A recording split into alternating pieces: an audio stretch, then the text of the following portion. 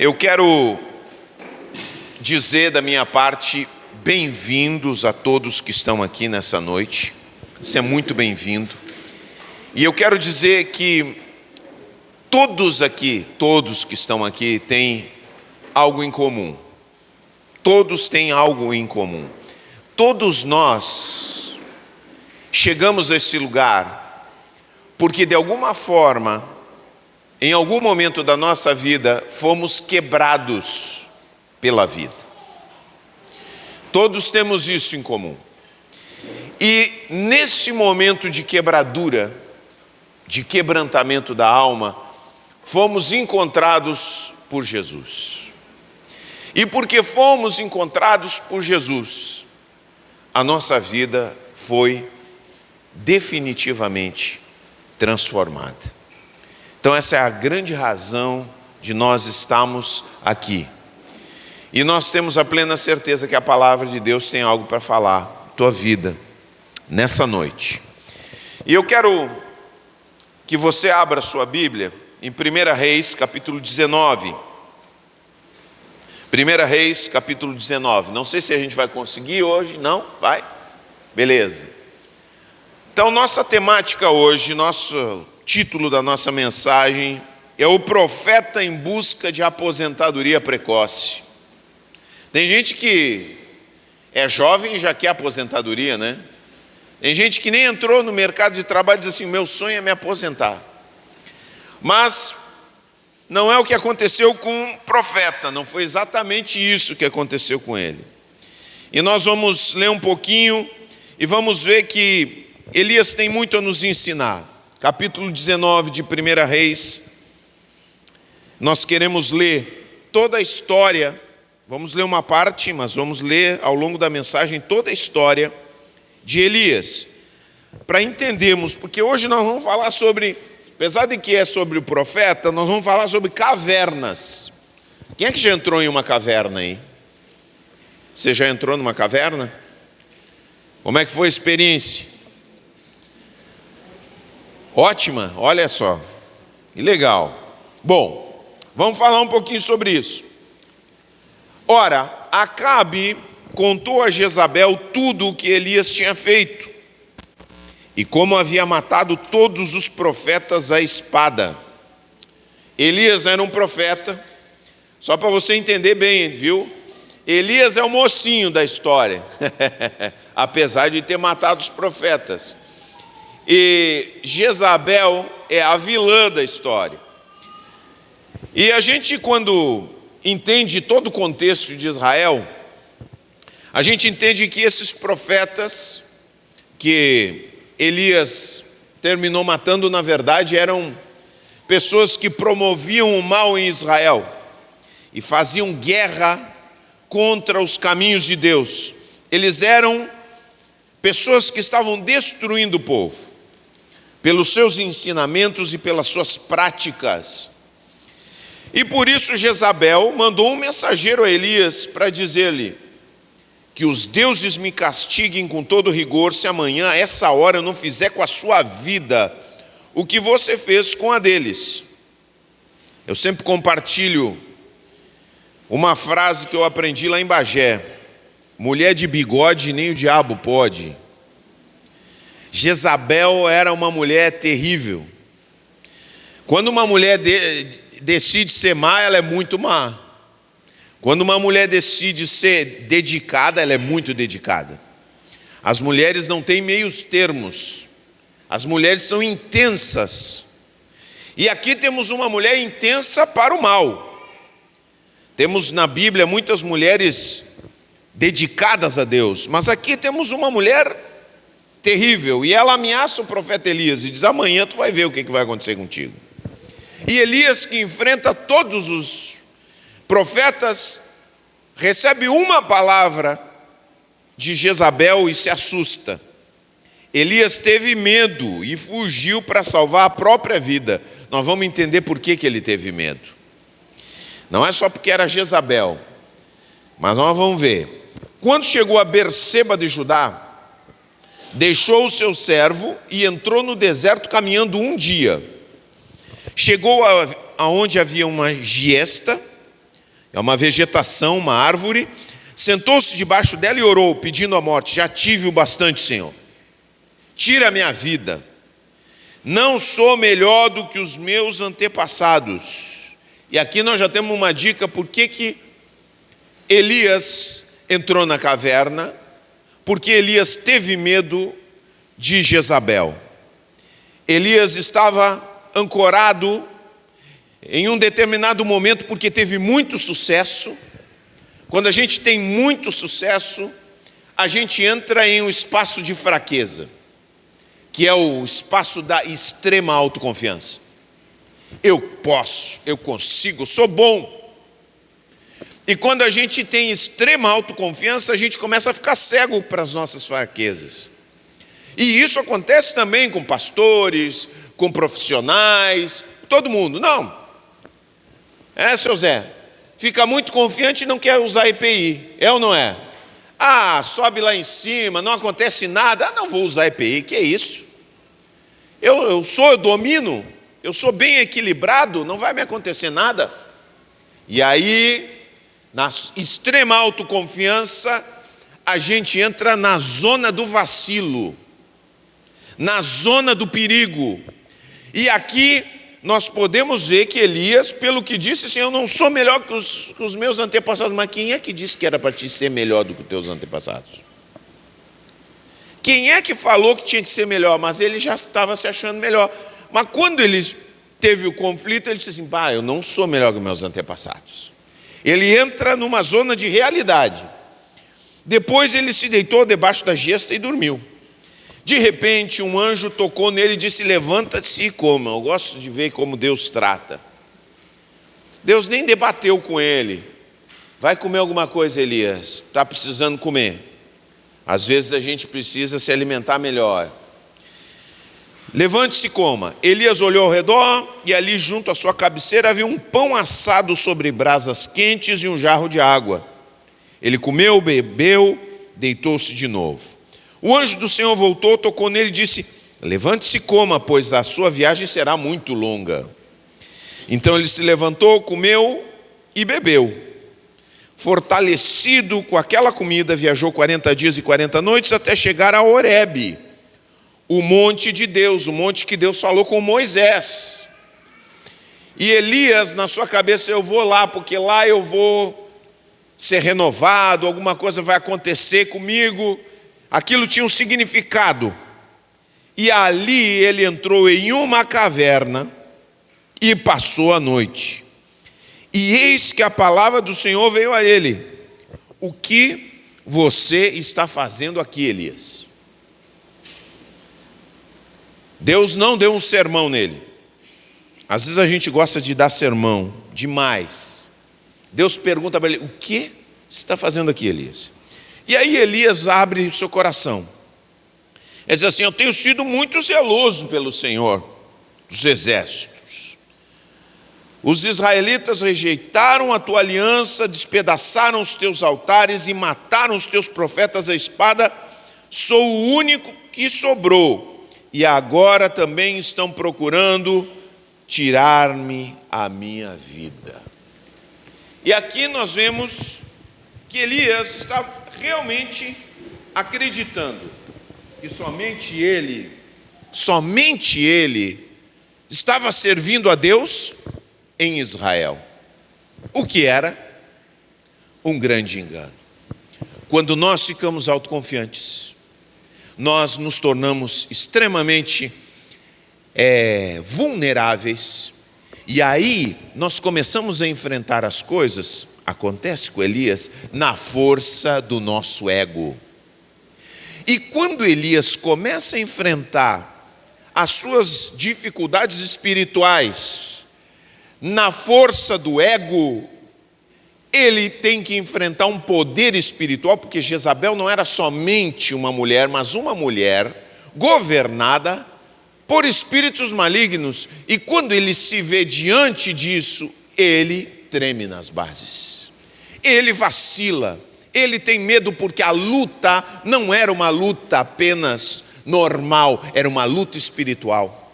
E ele estava caminhando na força da sua autoconfiança. E aí ele vacila.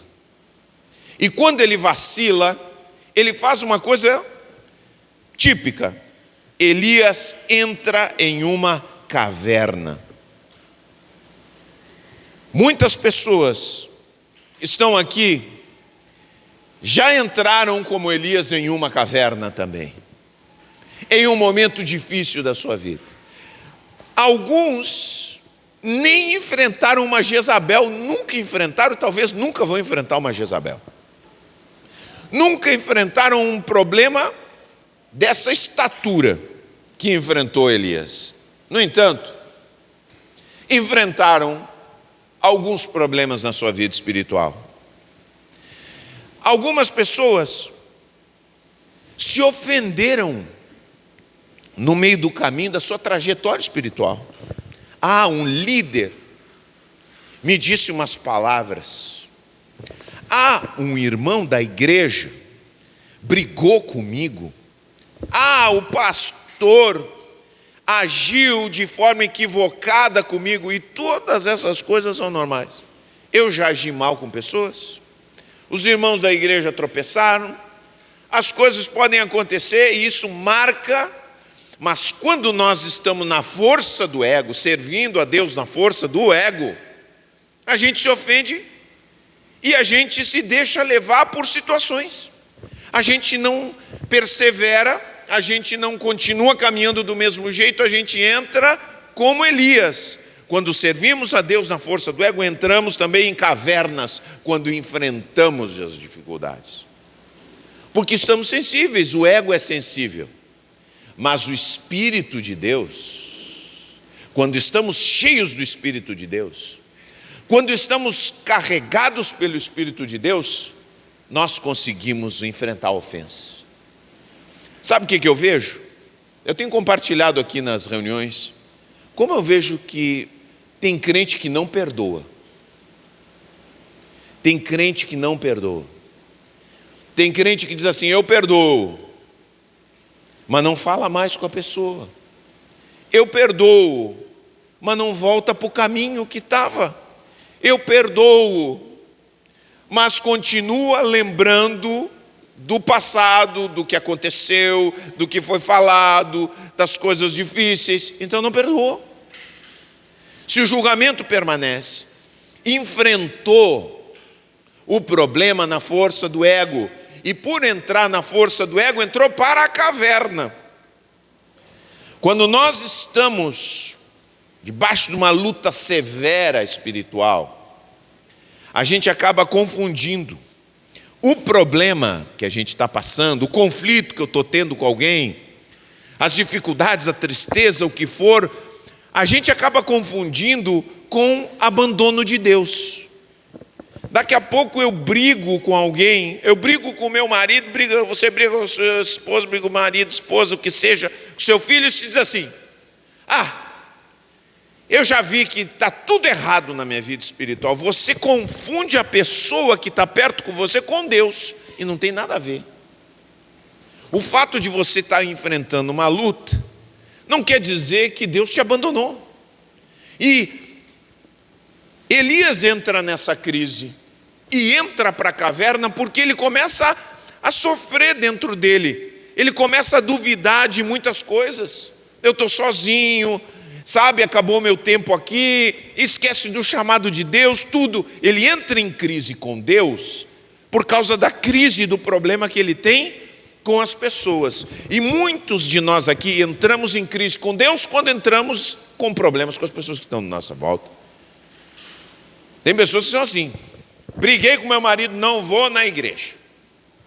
Briguei com o filho, não oro. Briguei com o vizinho, não quero saber mais nada. Não é assim. Entramos dentro da caverna. Entramos dentro da caverna. E eu quero dizer o seguinte, presta bem atenção no que eu vou dizer para você. Eu quero que você aprenda isso, meu irmão. Isso é muito importante, é um princípio espiritual. As cavernas, elas podem ser habitação dos homens por um tempo.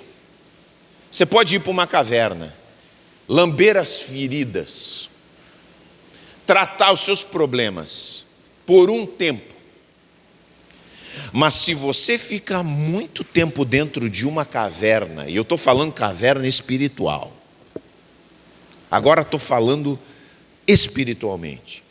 Se você fica dentro de uma caverna por muito tempo, essa caverna se transforma em uma masmorra, em uma prisão, que você ficou lá muito tempo.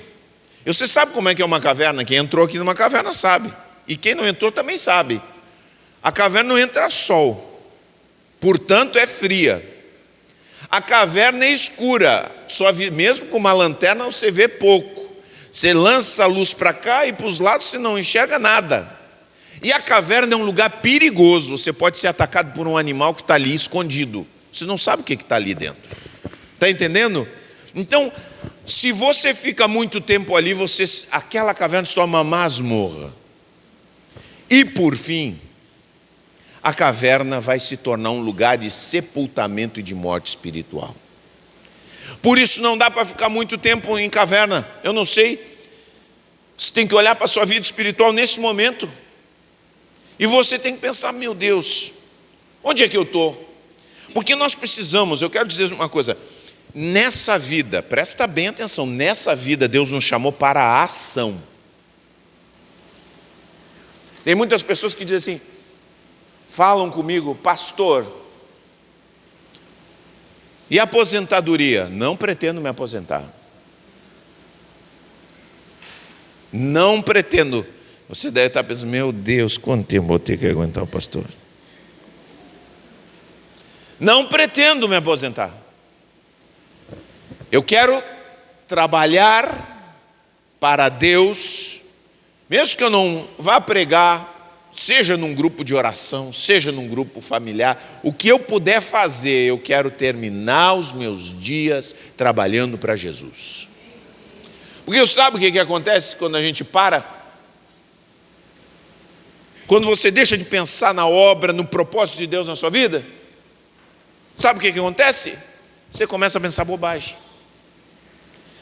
Aí começa, minha vida não tem sentido, vou me matar. Começa com essas conversas. Não sei o que eu vou fazer, começa a loquear, eu vou para as festas agora. Eu vou para o baile da terceira idade. Meu Deus do céu. Não, você está rindo, mas tem crente que fica assim. Por quê? Por quê? Porque fica lá parou a ação, está na caverna. Lá na caverna, olha, a caverna espiritualmente é terrível. É terrível para a vida espiritual de alguém. Deus nos chamou para a ação. Você pode parar um tempo, mas não muito tempo. Amém? Presta bem atenção nisso. É bom você falar aí para a pessoa que está do seu lado. Pode parar um tempo, mas não muito tempo. E aí, quando a gente olha, presta bem atenção, quando a gente olha para a nossa sociedade, na nossa sociedade existem muitas cavernas de oferta. Você sai caminhando por aí, tem muitas cavernas. A primeira caverna é a caverna do conforto. Você sabe que eu descobri uma palavra que eu não conhecia em inglês e que se usa em português também. Esse mês, não sabia que existia, descrevendo um fenômeno que nós vivemos hoje, mas que já começou nos anos 80, quando eu era adolescente. Se chama, vamos ver se está aqui, vamos lá, aí está, é cocooning. Já ouviu falar dessa palavra aqui? Cocooning. Cocooning é uma palavra em inglês que significa encasulamento. E a nossa sociedade, a partir dos anos 80, entrou num processo de encasulamento, que é restringir cada vez mais a sua vida, circunscrever tudo na comodidade do seu quarto e da sua vida, e da sua casa.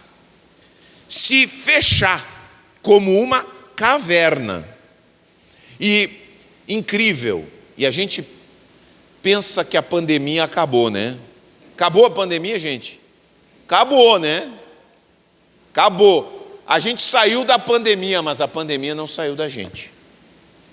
Você sabe quanto tempo demorou para o pessoal voltar para a igreja aqui?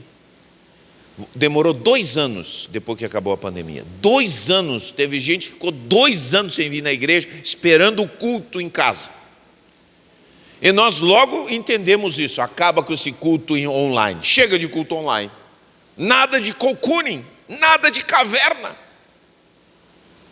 Porque a pandemia nos afetou espiritualmente, meu irmão. Nos afetou e continua nos afetando espiritualmente. Sabe? E a gente entrou numas assim, ó. A gente só quer trabalhar em casa, a gente só quer delivery, a gente só quer streaming, a gente só quer rede social. Tem gente que diz assim: eu não tenho tempo para ler a palavra, a Bíblia. Mas você pergunta das séries, está tudo em dia. Ah, não, termina uma série, não, chega em casa, o dever de casa, eu tenho que ir lá assistir a minha série. É bom assistir série, eu também assisto série, mas eu também leio a Bíblia. Você pode ler a Bíblia. Se você diz que não tem tempo para ler a Bíblia, você não está falando a verdade. Não é verdade. Que a gente estamos confinados, porque isso é uma caverna invisível, que é a caverna do conforto. E muitas vezes você está preso, sem ir adiante, porque você está dentro da caverna do conforto. E sabe o que Deus diz para você? Que fazes aí, Elias? Que fazes aí, ô irmão? Que fazes aí, irmã? Pergunta para nós, o que você está fazendo aí? Aonde você está indo? Para que lugar você está indo aí? Que fazes? É uma pergunta que Deus faz para Elias. Eu acho interessante porque Deus deixa Elias dar uma pensar. Pensa aí. Agora tem, além da caverna do conforto, tem outras cavernas. Tá?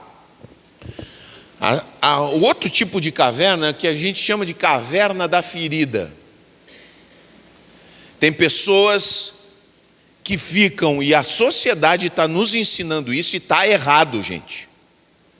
Está errado isso que estão nos ensinando. Estão distorcendo uma verdade e transformando em mentira. Porque as pessoas estão todas buscando uma ferida e cultuando o seu trauma. Nós ficamos cultuando o trauma. Olha, eu vou dizer uma coisa para vocês.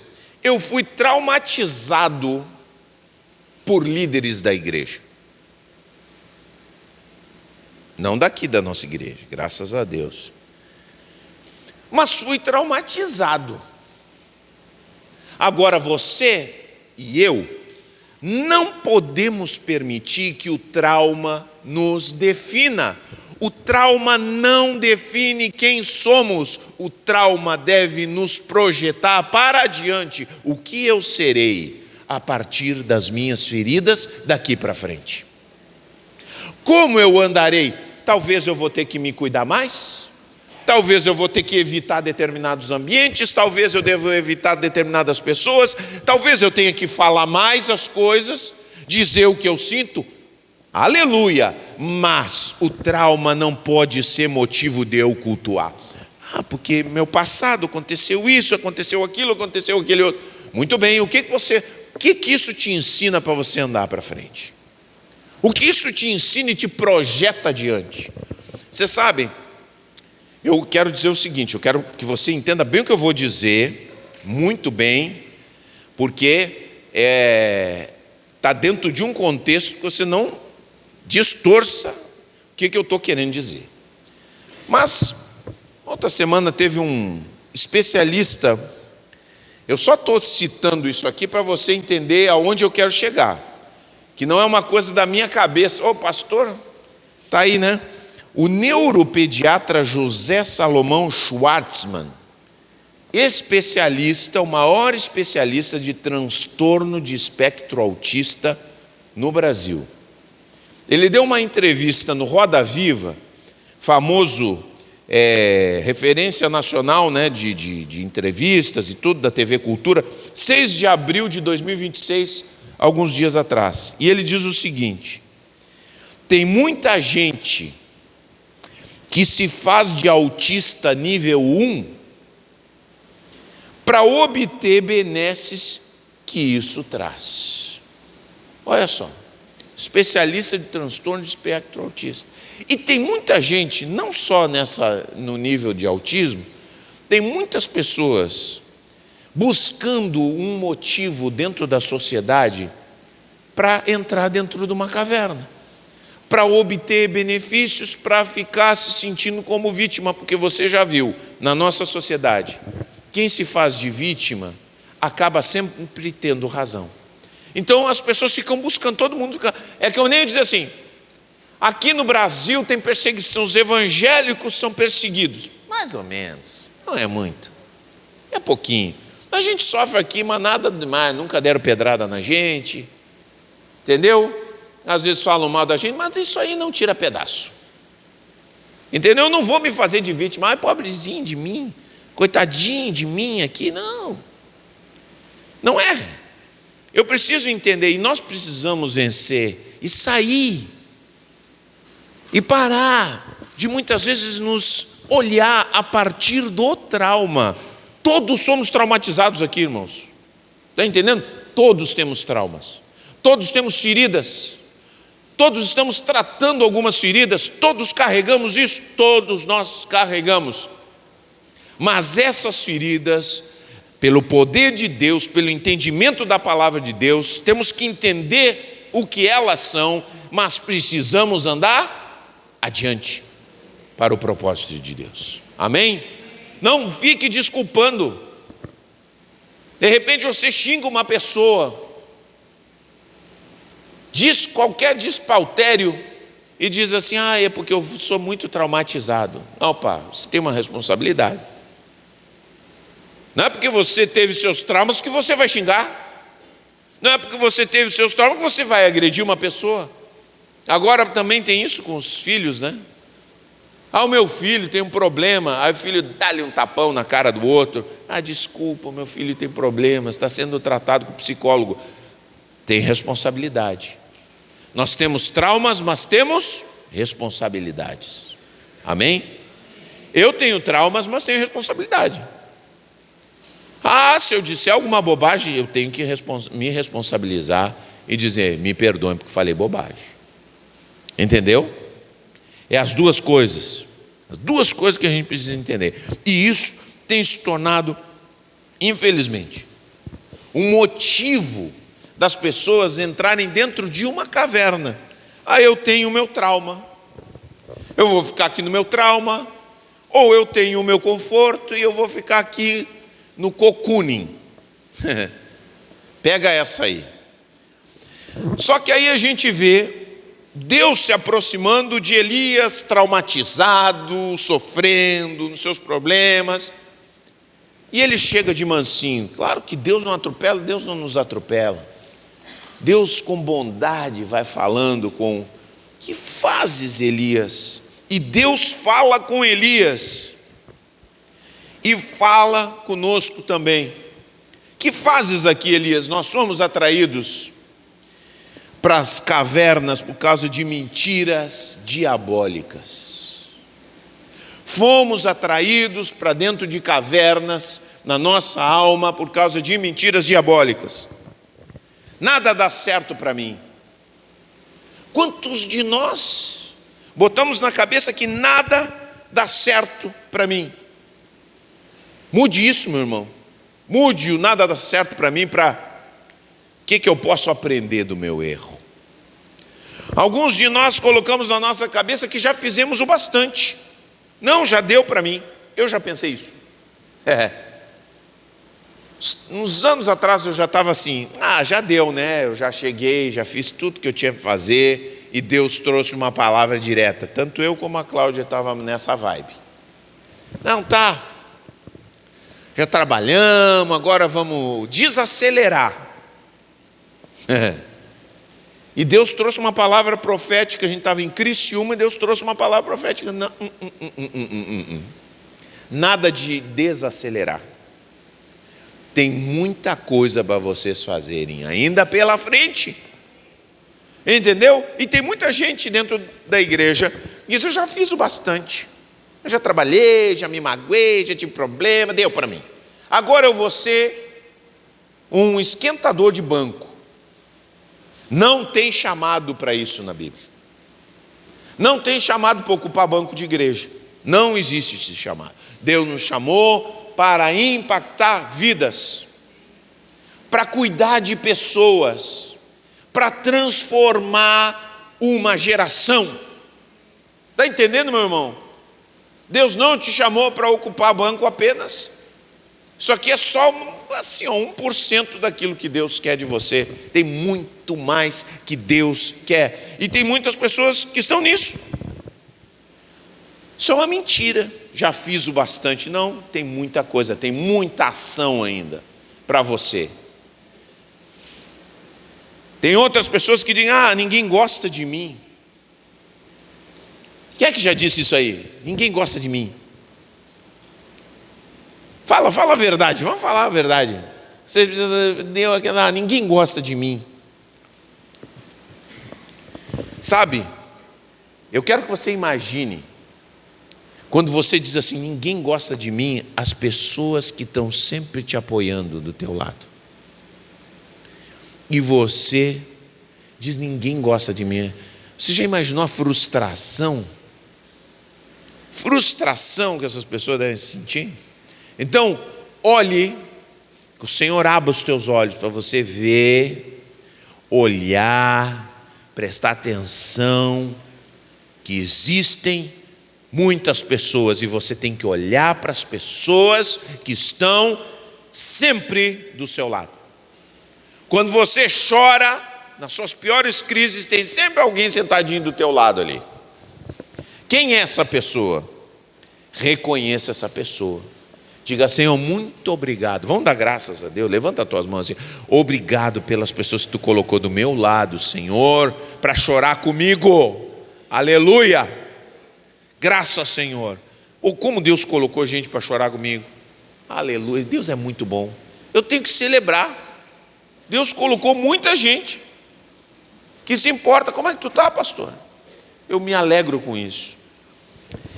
Tem muitas pessoas que acreditam nessa mentira, e tem pessoas que acreditam em outra mentira absurda: Deus mudou de ideia comigo. Deus tinha um plano comigo, agora não tem mais. Mentira!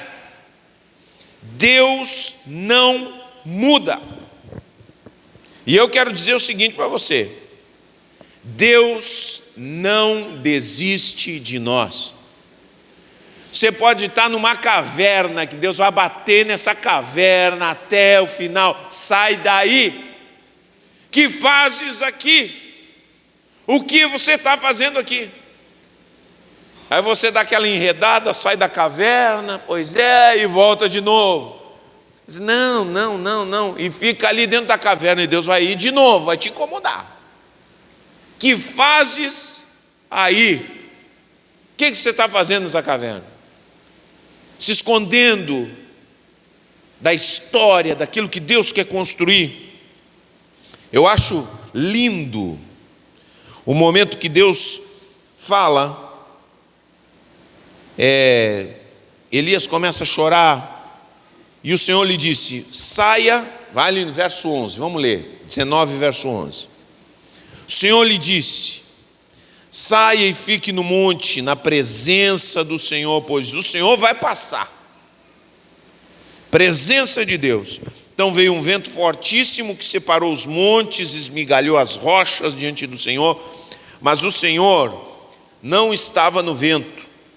Depois do vento houve um terremoto, mas o Senhor não estava no terremoto. Depois do terremoto veio um fogo, mas o Senhor não estava nele. Depois do fogo veio um som de um suave sussurro.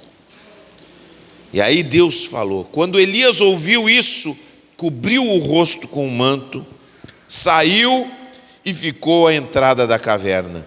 Então uma voz lhe perguntou de novo, a segunda vez que Deus pergunta: O que você está fazendo aqui, Elias? Pensa onde você está. O que você está fazendo aqui, Elias? Aí, Elias de novo com aquela história. Tenho sido muito zeloso pelo Senhor, Deus dos exércitos, os israelitas rejeitaram tua aliança, sou o único que sobrou e agora também estão procurando tirar a minha vida. E o Senhor lhe disse, presta atenção no que Deus disse. Na boa, hein? Deus falando na boa com Elias. Volte pelo caminho por onde veio e vá para o deserto de Damasco. Volte pelo caminho por onde veio. Isso é para nós. Volte e vá. Chegando lá, unja Azael como rei de Arã, unja também Jeú, filho de Nise, como rei de Israel, e unja Eliseu, filho de Safate, de Abel-Meolá, para suceder você como profeta. E Jeú matará todo aquele que escapar da espada de Azael, e Eliseu matará todo aquele que escapar da espada de Jeú. Era uma guerra. No entanto, olha Deus falando, reservei 7.000 em Israel, todos aqueles cujos joelhos não se dobraram diante de Baal, e todos aqueles cuja boca não o beijou. Elias disse assim, só estou eu. E Deus diz, quantos tem? Quantos dias aqui é que tem, meu irmão? 7.000. Olha como a gente dentro de uma caverna fica míope. Você já pensou? Você já pensou que dentro da caverna o que você está vendo da igreja está totalmente equivocado? Você já pensou que dentro da caverna o que você está vendo sobre as pessoas que estão do seu lado está totalmente equivocado? Você já pensou que dentro da caverna a avaliação que você faz da sua vida, do seu futuro, suas metas, seus projetos estão totalmente equivocados, estão míopes? Aquilo que você está sentindo dentro da caverna não corresponde à realidade. Por isso que Deus chega e diz para nós, o que fazes aqui, Elias? Aqui não é o lugar onde a vida é pulsante. Aqui não é lugar para estar permanentemente. Aqui não é lugar para estar estabelecido. Aqui é um lugar que vira masmorra e vira túmulo. É isso que Deus faz. E quando a gente olha para a história de Elias e olha dentro da Bíblia, você vai ver que Elias sai da caverna e Deus conclui uma parte do seu ministério ali, porque Deus levanta Eliseu que fica no seu lugar. E Deus, de certa forma, atende a oração de Elias, dá continuidade ao seu ministério, mas já prepara uma sucessão. E quando nós continuamos lendo, diz a palavra que Elias foi arrebatado aos céus. E quando nós olhamos no Monte da Transfiguração, Jesus conversa sobre a cruz com Moisés e com Elias. Elias está naquele monte glorioso. Ele foi arrebatado de uma situação. Aí nós começamos a pensar em Jesus, porque Jesus é aquele que desceu à caverna mais profunda da terra, que foi o túmulo de morte. Ele é aquele que é capaz de chegar na caverna mais profunda onde nós estamos, porque Ele conhece as obscuridades, as escuridões, as trevas mais densas desse mundo. E conhece as trevas mais densas, mais profundas que você está passando. Porque talvez você está ouvindo todo o tempo essa palavra e você diz: pastor, não sabe o que eu estou sentindo. Pastor, tu não sabe o que eu estou vivendo. Pastor, tu não sabe as dificuldades que está sendo para mim. Eu não sei mesmo. Talvez tem muitas coisas que você viveu, está vivendo, que eu não sei. Mas eu quero te dizer, Cristo conhece as cavernas, as profundidades, as obscuridades em que você está nesse momento. E aquele que desceu às partes mais obscuras, ao mundo dos mortos, diz a palavra de Deus, é aquele que subiu, ressurreto e pleno de vida. E se ele foi capaz de por si mesmo sair das obscuridades da terra, do mundo dos mortos, ele é capaz de se solidarizar e de ir aonde nós estamos e nos trazer de volta para fora da caverna e para dentro do propósito de Deus.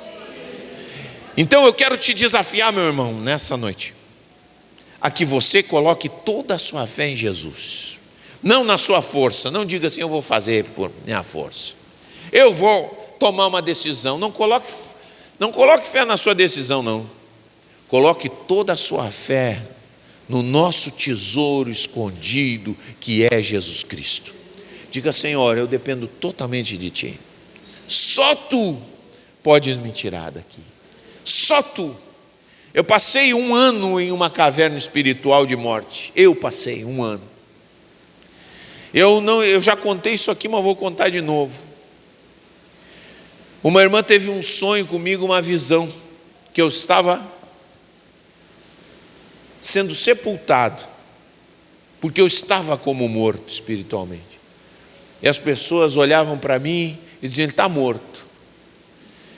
Mas Deus falou para ela: as pessoas pensam que ele está morto. E eu também pensava que estava morto, que eu não ia sair daquela situação. Mas Deus diz que tu estás mais vivo do que nunca.